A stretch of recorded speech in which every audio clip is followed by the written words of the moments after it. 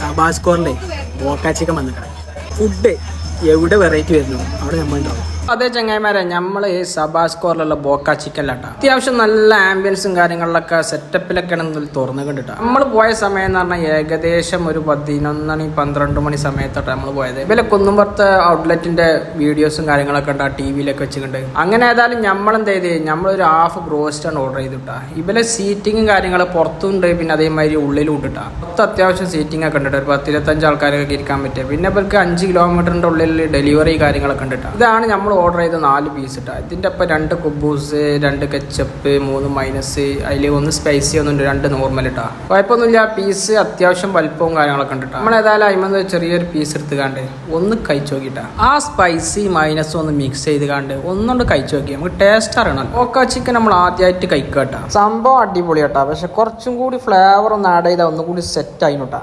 നല്ല സോഫ്റ്റ് ഉണ്ട് കേട്ടോ പീസ്, അതേമാതിരി നല്ല ക്രിസ്പി ഉണ്ട് സാധനം. മുത്തൂന് ഏകദേശമൊക്കെ ഇഷ്ടമായിട്ടാ. ഉള്ളിലെ സീറ്റിങ് കാര്യങ്ങളൊക്കെ ഇതാണ്ടാ. പിന്നെ നിങ്ങൾ കഴിച്ചിട്ട് അഭിപ്രായം പറയാം. അപ്പോൾ ഓക്കെ, ബൈ.